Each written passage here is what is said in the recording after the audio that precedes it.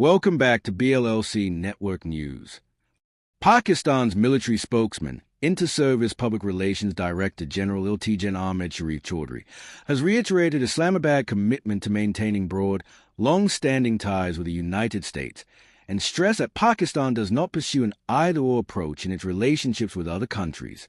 In a televised interview, reportedly given to a German media outlet and aired by Pakistani channels on Friday, the DG ISPR addressed questions on Pakistan-U.S. relations and recent high-level visits, including Army Chief Asim Munir's trips to Washington. He praised the role played by the United States, and specifically the Trump administration, in mediating a ceasefire between India and Pakistan during the May escalation. Over a period of time, we have been able to enhance and amplify on our convergences with the U.S. and deftly manage the divergences, Lt-Gen Chaudhry said. He underscored that Pakistan views its relationship with the United States as very important and added that there are multiple areas where bilateral engagement and cooperation can be deepened. At the same time, the DG ISPR was clear that Islamabad's partnerships are not exclusive. We don't think that these relationships have anything to do, or there's either or with other countries, he said, stressing Pakistan's constructive and strategic ties with nations such as China and others. Counterterrorism cooperation featured prominently in the discussion.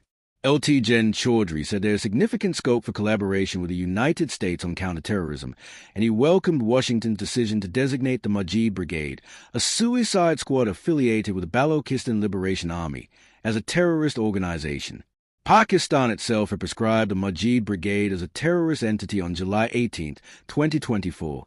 He noted, the DGISPR also addressed international concerns over weapons left behind in Afghanistan following the U.S. withdrawal.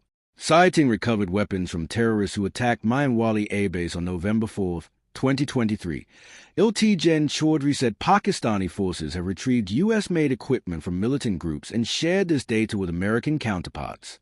He quoted a report of the Special Inspector General for Afghanistan Reconstruction, saying more than $7.2 billion worth of U.S. equipment remained after the withdrawal, a figure he said demonstrates the scale of material left behind.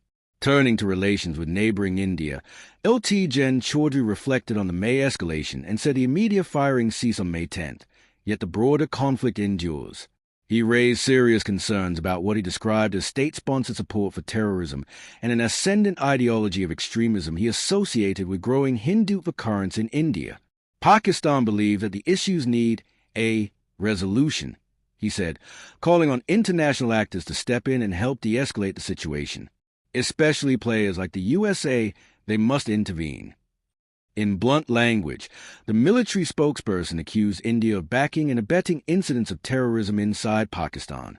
We have no doubt in our minds in Pakistan that each and every incident of terrorism that happens in Pakistan, behind that is Indian support and its abetment, he said. Highlighting Pakistan's own counterterrorism efforts, Lt-Gen Chaudhry argued that the pattern and frequency of attacks point to external backing and that Islamabad security forces continue to operate under persistent threat. On the sensitive issue of missing persons in the wrested province of Balochistan, Lt-Gen Chaudhry made a controversial claim. He asserted that roughly half of the list of missing persons are in fact members of the Baloch Liberation Army, BLA. He further claimed that several militants killed in Balochistan were previously listed as missing persons. He also suggested that the number of missing persons registered in Sindh and Punjab exceeds those in Balochistan, an assertion that will likely draw scrutiny from human rights advocates and civil society groups who track enforced disappearances and related complaints in Pakistan. Taken together, the DGISPR's remarks paint a picture of a military establishment that is seeking to balance strategic partnerships, particularly with the United States and China, while publicly emphasizing Pakistan's security concerns in the region. His comments also reinforce Islamabad's demand for greater international attention to alleged external support for militancy and the need for cooperative counterterrorism measures.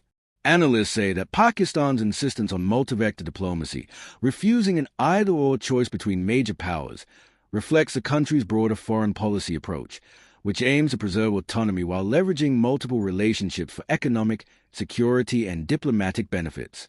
Yet, critics warn that such rhetoric must be backed by transparent dialogue and confidence-building measures, both at home and with neighbors, to reduce the risk of miscalculation. For now, The DGISPR statement signaled Islamabad's willingness to engage with Washington on concrete security issues, while also reminding the international community of Pakistan's concerns about regional threats, weapon proliferation, and political support for non-state actors. As global powers continue to compete for influence in South Asia and the wider region, Islamabad appears intent on maintaining strategic flexibility. This was BLLC Network News. Stay with us for continuing coverage and expert analysis on all developments.